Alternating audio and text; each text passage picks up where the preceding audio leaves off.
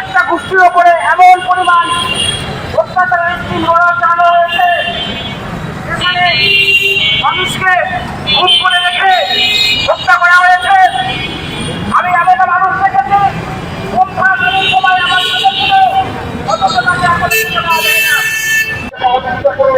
মানুষের মানবাধিকার প্রতিষ্ঠার জন্য সঠিকভাবে পালন করা এবং আমাদের মানবাধিকার সংগঠনের পক্ষ থেকে আমরা যেভাবে প্রত্যেকটা মানুষের মানবাধিকারের বিষয়ে সচেতনতা সৃষ্টি করে যাচ্ছি, আমরা চাইব আমাদের এই আন্তরিক সমস্ত মানবাধিকার কর্মী অধিকারের যত কর্মীরা আছে সবাই যেন আমাদেরকে সহযোগিতা করেন এবং আগামী সরকার আমাদের এই প্রচেষ্টা অব্যাহত রাখে। আমি এই বলে আমার আমরা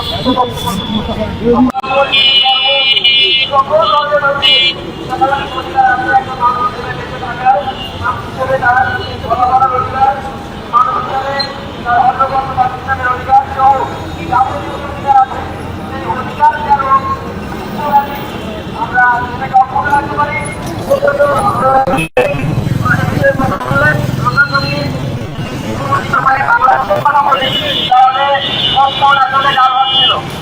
অন্যায় অত্যাচার নির্যাতন হত্যা এগুলো আসলে কোনো ব্যাপারই ছিল না, কিন্তু আমরা জুলাই বিপ্লব পরবর্তী সময় আসলে বাংলাদেশের প্রেক্ষাপট কি দেখছি, আসলে কি মানবাধিকারের যে সুরক্ষার বিষয় সেটা কি নিশ্চিত হয়েছে? আমরা যদি বলি যে প্যাকেজটা বলে খুব বেশি নির্যাতন হয়েছিল, এখন কমেছে কিন্তু নিঃশেষ হয়েছে। বাংলাদেশ থেকে মানবাধিকার সুরক্ষার যে দাবিটা আমরা এখান থেকে করছি সেটা এখন পর্যন্ত আমরা নিশ্চিত এখানে